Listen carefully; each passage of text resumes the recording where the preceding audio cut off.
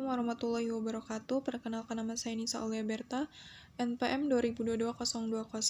Di sini saya akan menceritakan kisah Nabi Nuh alaihissalam. Nabi Nuh alaihissalam terkenal dengan kisah kapal untuk mengarungi banjir besar. Namun di luar bahteranya ada banyak hikmah dan pelajaran yang dapat dipetik dari kisah Nabi Nuh. Nabi Nuh adalah nabi ketiga yang patut diimani setelah Nabi Adam alaihissalam dan Nabi Idris alaihissalam. Nuh merupakan keturunan ke-9 dari Nabi Adam. Nama Nuh berasal dari bahasa Syria yang berarti bersyukur. Nabi Nuh juga mendapatkan gelar dari Allah Subhanahu wa taala sebagai Abdus Syakur. Gelar itu berarti hamba yang banyak bersyukur. Sesuai dengan surat Al-Isra ayat 3, yaitu anak cucu dari orang-orang yang kami bawa bersama-sama Nuh. Sesungguhnya dia adalah hamba Allah yang banyak bersyukur.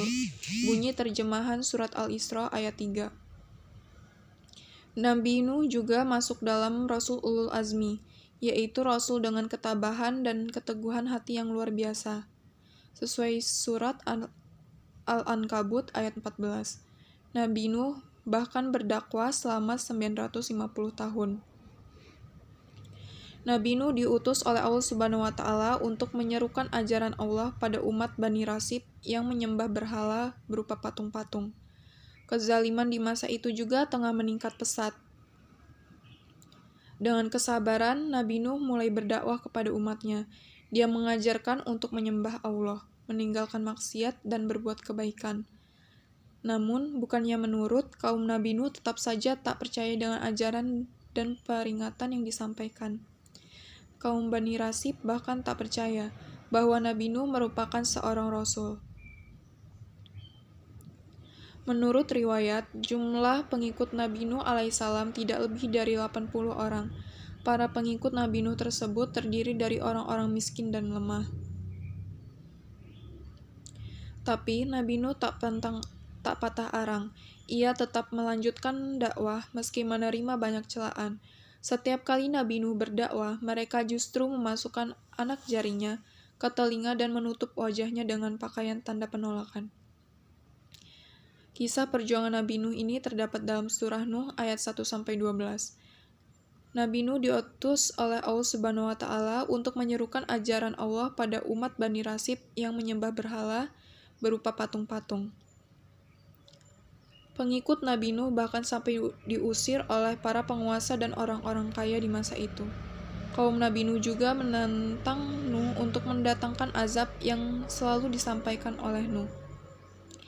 Mereka berkata, "Hai Nuh, sesungguhnya kamu telah berbantah dengan kami, dan kamu telah memperpanjang bantahanmu terhadap kami.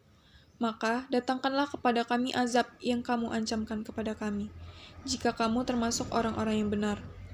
Berikut bunyi terjemahan surah Hud ayat 32. Nuh lalu menjawab bahwa azab itu hanya bisa didatangkan oleh Allah. Allah lalu meminta Nabi Nuh tak bersedih dan tetap teguh pada pendiriannya. Nabi Nuh lalu berdoa agar Allah memberi hukuman pada orang-orang kafir tersebut. Allah lantas memerintahkan Nabi Nuh untuk membuat sebuah bahtera berupa kapal besar untuk mengangkut orang yang beriman beserta sepasang hewan. Allah menyebut orang-orang kafir itu akan ditenggelamkan. Atas perintah itu, Nabi Nuh mengumpulkan pengikutnya dan bergotong royong membuat bahtera dari kayu selama siang dan malam dalam beberapa tahun. Kerja keras Nabi Nuh ini juga mendapat cemooh dari orang-orang yang tercela. Setelah bahtera itu dibuat dan tanda banjir besar bakal datang, Nuh memerintahkan pengikutnya untuk naik ke kapal. Perlahan, air bah pun mulai menggenang dan menenggelamkan daratan. Maka kami selamatkan Nuh dan orang-orang yang besertanya di dalam kapal yang penuh muatan. Kemudian sesudah itu kami tenggelamkan orang-orang yang tinggal. Bunyi terjemahan surat Asy-Syura ayat 119-120.